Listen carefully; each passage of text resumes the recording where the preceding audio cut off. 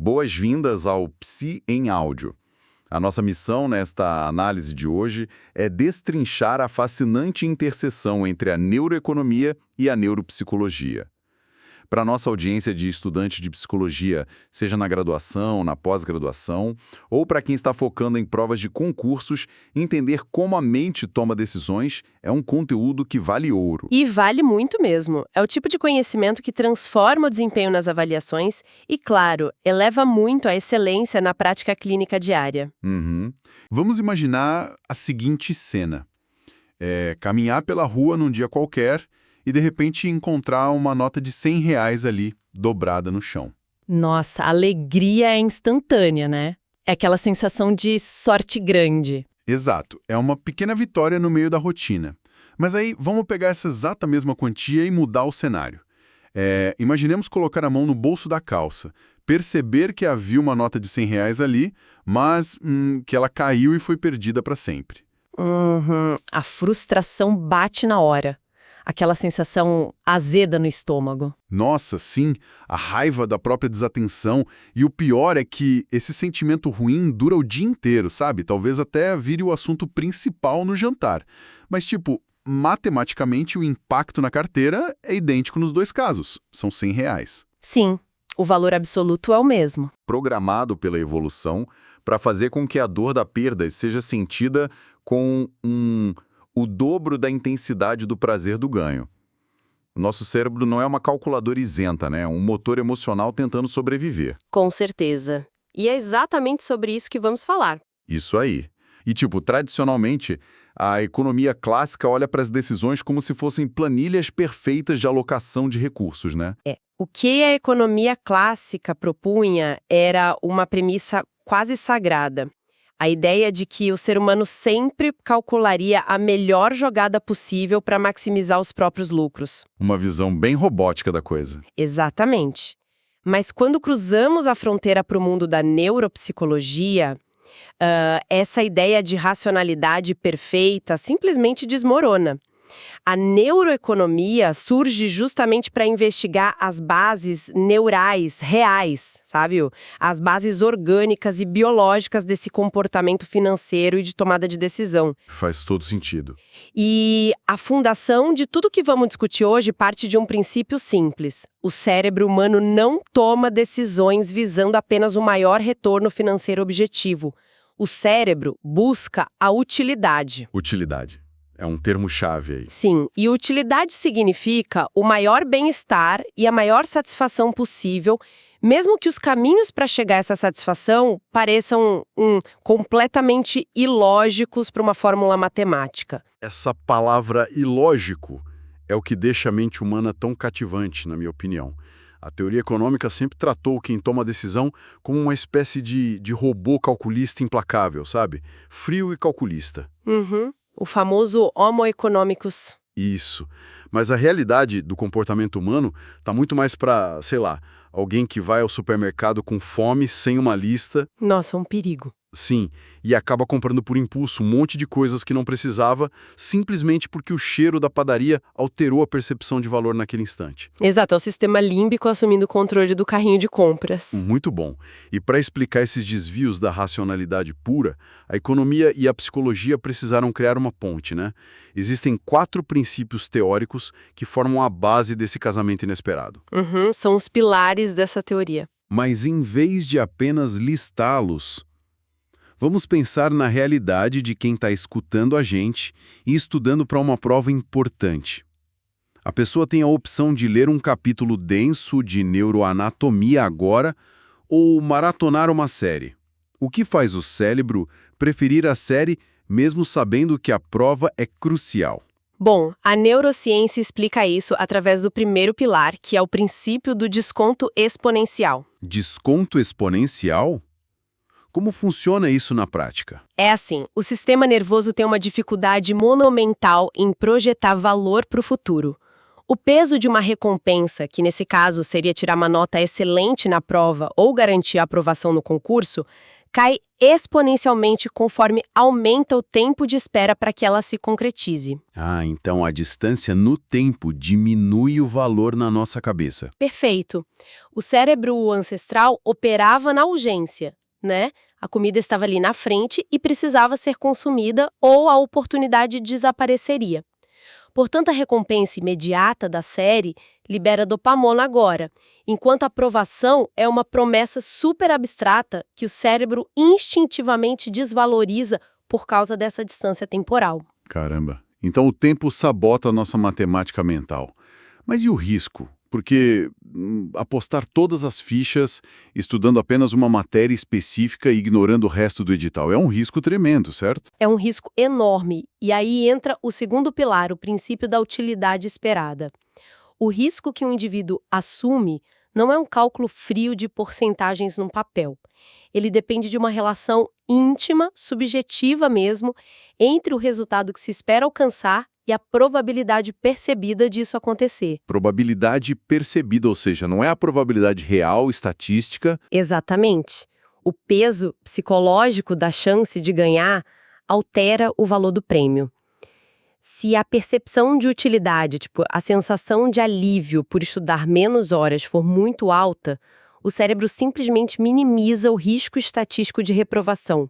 O processamento neural distorce a probabilidade real para justificar a escolha que traz conforto imediato. Incrível como a gente se auto-engana.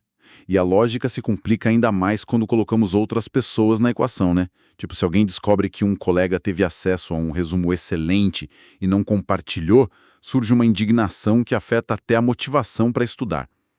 Isso nos leva ao terceiro conceito. Isso mesmo. Esse é o princípio da utilidade social. As nossas crenças sobre bem-estar e valor não ocorrem num vácuo isolado. Elas são profundamente pautadas em expectativas de reciprocidade, equidade e justiça. Então, o senso de justiça tem um peso biológico. Muito. A forma como uma decisão afeta o outro e como o comportamento do outro impacta o indivíduo altera fisicamente a leitura de valor no encéfalo. Uma situação percebida como injusta ativa áreas ligadas à dor e ao desgosto moral. Isso pode fazer com que uma pessoa rejeite um ganho financeiro ou uma vantagem apenas para punir quem agiu de forma egoísta. Fascinante pensar que a justiça social tem poder para alterar uma equação de lucro. E, por fim, como toda essa bagunça emocional e temporal encontra alguma estabilidade. Porque a gente não vive em crise o tempo todo. Ainda bem, né?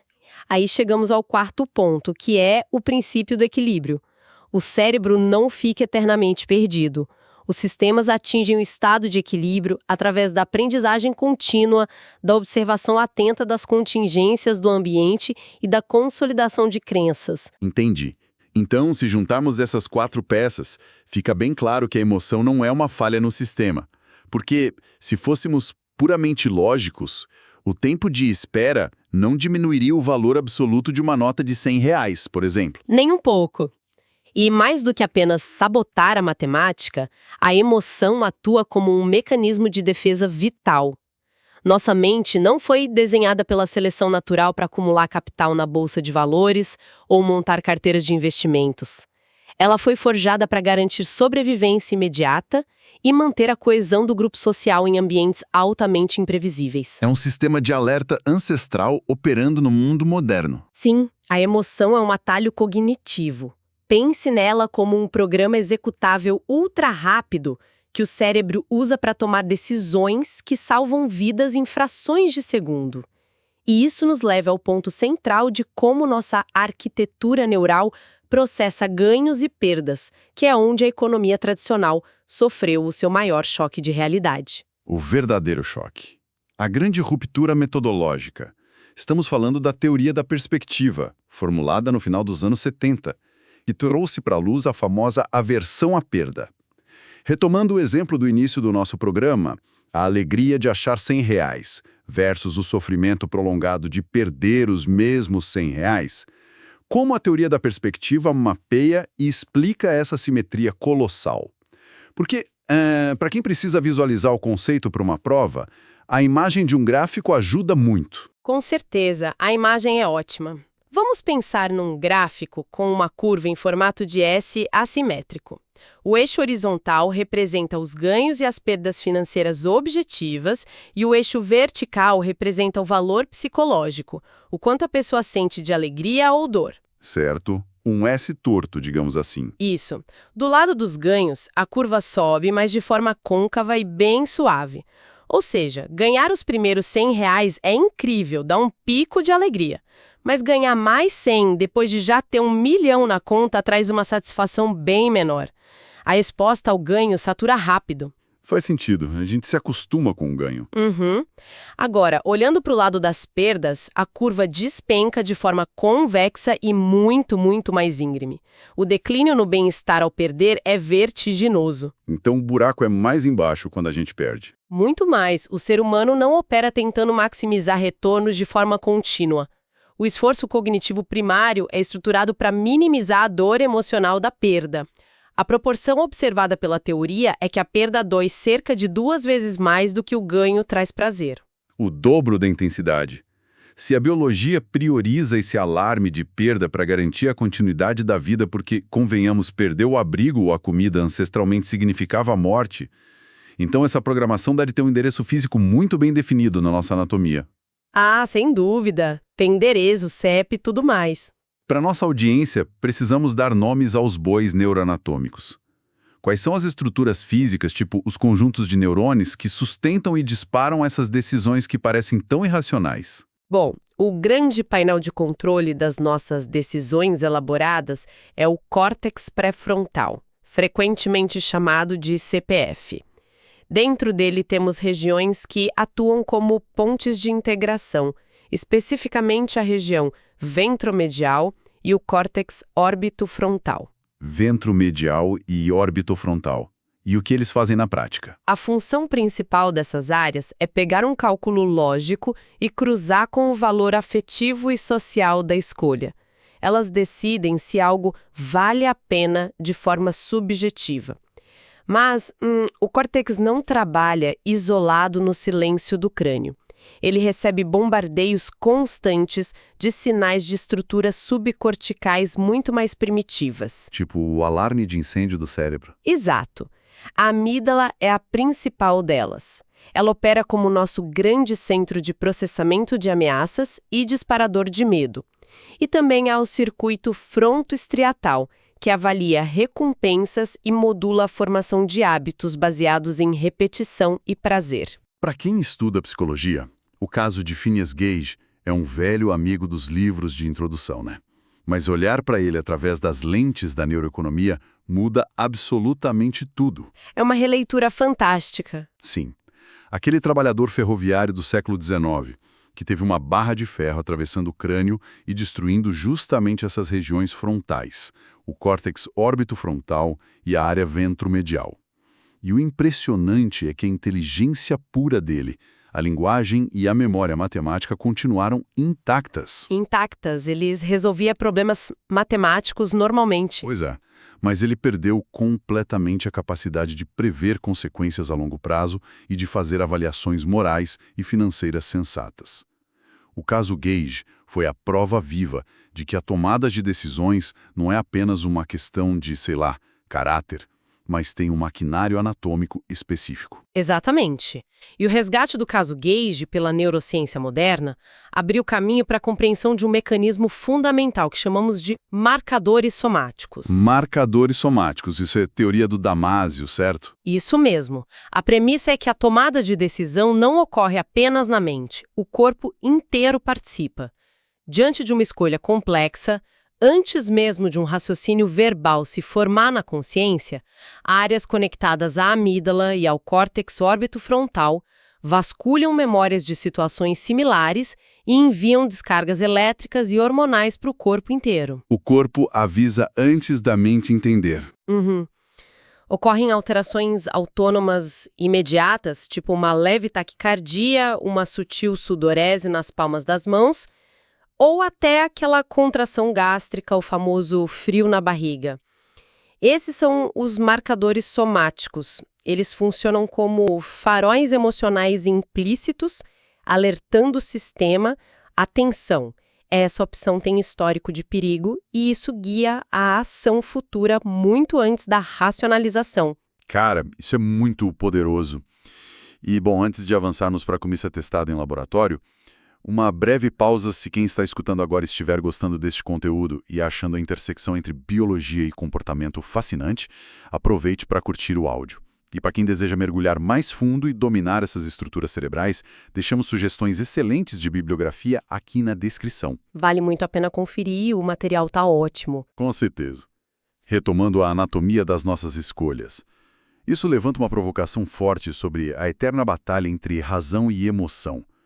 Os marcadores somáticos praticamente comprovam que, sem reações físicas como suar frio ou coração acelerado, a nossa capacidade de tomar decisões lógicas não melhora, ela simplesmente entra em colapso.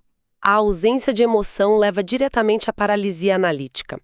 A razão precisa da emoção para priorizar as variáveis. Indivíduos com lesões específicas no córtex órbito-frontal que perdem essa conexão entre o julgamento cognitivo e a resposta somática corporal, eles não se tornam gênios da lógica. Eles não viram supercomputadores. Pelo contrário, diante de uma escolha super simples, tipo decidir em qual restaurante almoçar, eles podem passar horas e horas comparando preços, distâncias e cardápios, porque sem o marcador somático para sinalizar qual opção parece melhor de forma intuitiva, todas as variáveis ganham o exato mesmo peso no cálculo lógico. Que agonia que deve ser. Muita. A emoção não é uma falha na razão. Na verdade, é a emoção que ilumina as opções relevantes, permitindo que a racionalidade opere de forma eficiente e rápida. Uau! E para comprovar essa dependência visceral entre corpo, emoção e escolha financeira, os cientistas criaram um verdadeiro laboratório de decisões. É o paradigma de pesquisa mais reverenciado na neuroeconomia, conhecido como o Iowa Gambling Test, ou simplesmente IGT. Um clássico dos laboratórios. Sim. Para nossa audiência entender a mecânica genial disso, imaginemos um cenário com 4 baralhos de cartas. A, B, C e D. A pessoa senta à mesa com um dinheiro fictício e o objetivo é sair com o maior lucro possível, escolhendo cartas de qualquer baralho, uma por uma. As regras não são explicadas, a pessoa tem que aprender na prática, ali na marra. E é aí que o jogo fica interessante. Exato. Os baralhos A e B são desenhados para serem armadilhas sedutoras. Eles dão recompensas imediatas, altíssimas, mas de forma oculta trazem multas devastadoras. Quem foca neles vai à falência a longo prazo. Já os baralhos C e D são o caminho da cautela. Eles pagam um pouco a cada carta, mas as multas são mínimas, garantindo um crescimento sustentável do lucro no final das contas. E a genialidade do IGT está justamente em mapear exatamente o instante em que o corpo entende essas regras antes mesmo da mente consciente sacar o que está acontecendo.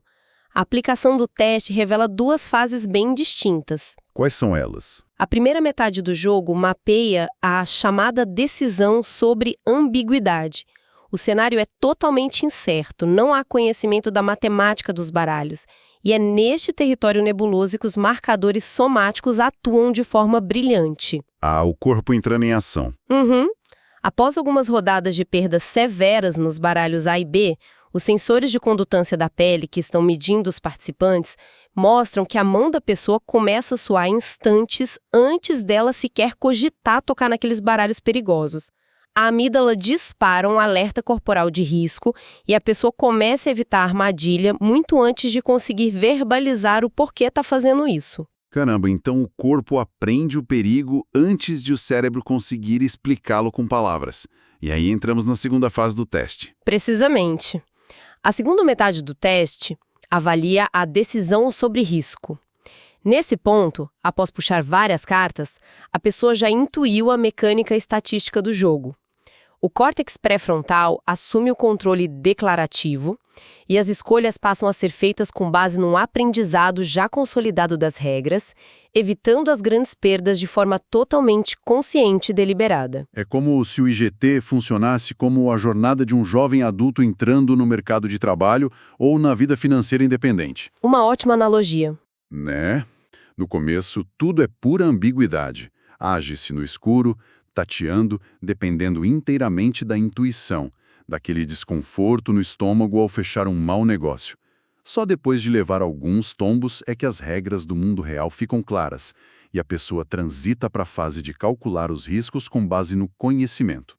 Exatamente o mesmo processo. E aqui entra um dado que faz a ponte perfeita entre a neuroeconomia e as escolhas profissionais.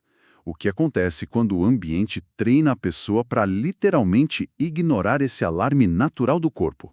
A pesquisa com profissionais do mercado financeiro ilustra isso perfeitamente. O IGT foi aplicado em 2 grupos com rotinas de decisão diametralmente opostas. Um grupo era formado por gestores de fundos de renda fixa profissionais, cujo ganha-pão depende de análises conservadoras, previsibilidade e uma tremenda aversão ao risco. O pessoal mais cauteloso. Isso.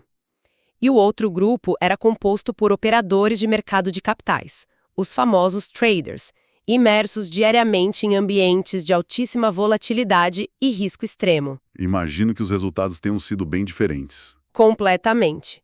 Os gestores de renda fixa comportaram-se como o grupo controle padrão da população, aprendendo a evitar os baralhos ruins através dos marcadores somáticos. Já os traders apresentaram um desempenho paradoxalmente inferior na segunda metade do teste.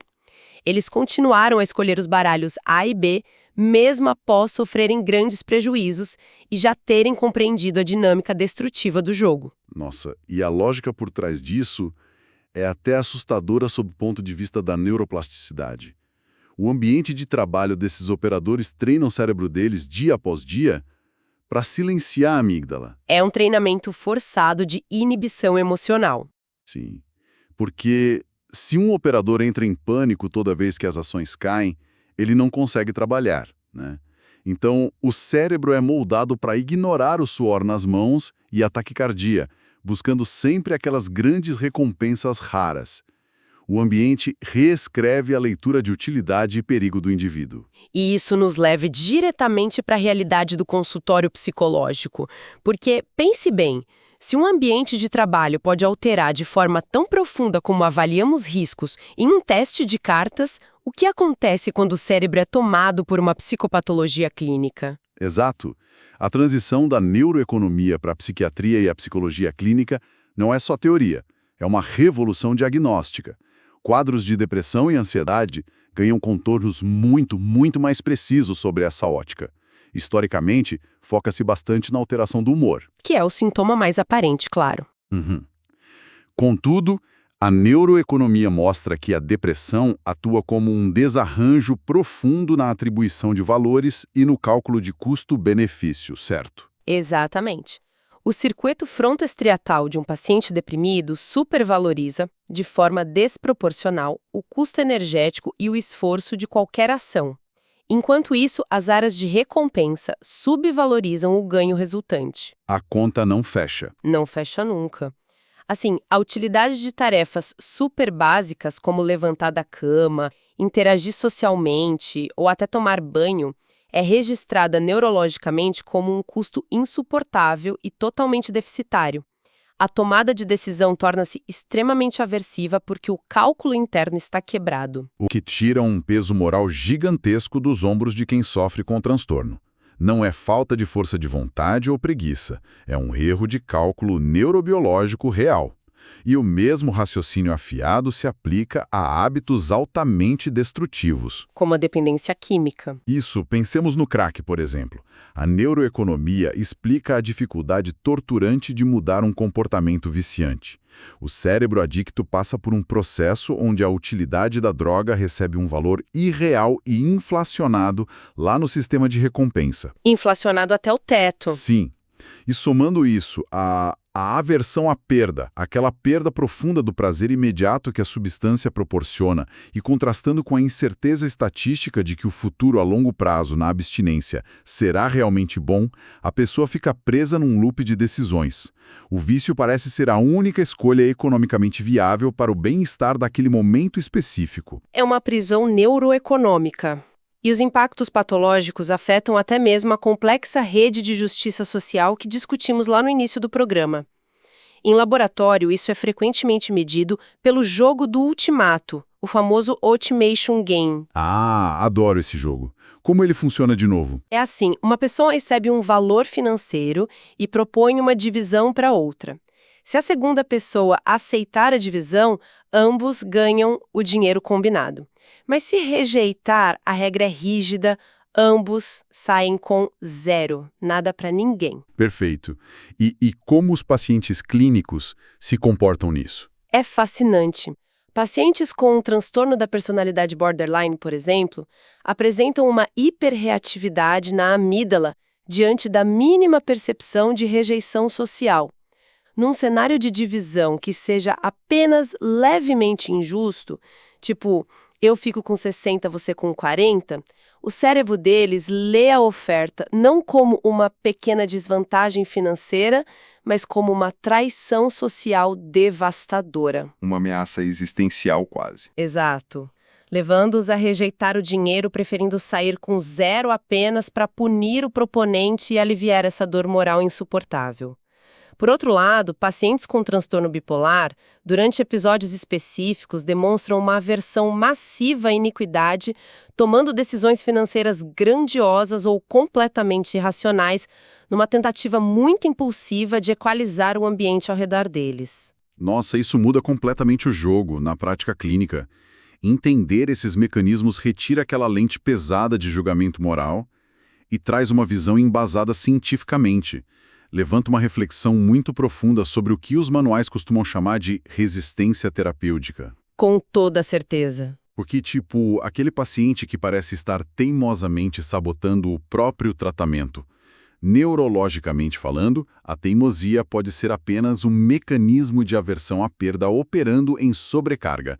É o cérebro lutando desesperadamente para não abrir mão de um comportamento familiar, mesmo que seja disfuncional, com medo do abismo da mudança. A leitura clínica atual é exatamente essa. O córtex pré-frontal, trabalhando em conjunto com as estruturas límbicas do paciente, está, na verdade, executando um protocolo de proteção. O organismo percebe a mudança proposta pela terapia como uma perda iminente e insuportável, porque a patologia distorce a avaliação do que é seguro. É uma falsa sensação de segurança. E quando o profissional de psicologia compreende que o paciente está fazendo um cálculo desajustado de hipervalorização de perdas, a intervenção muda de figura. Deixa de ser uma cobrança desgastante por força de vontade e passa a ser o desenho de estratégias mais inteligentes. Estratégias para calibrar suavemente esse sistema de recompensas, oferecendo a segurança necessária para que a mudança ocorra. É um acolhimento pautado na ciência pura. E, caminhando para a nossa conclusão hoje, tudo isso que discutimos destrói por completo o mito da separação entre razão e emoção.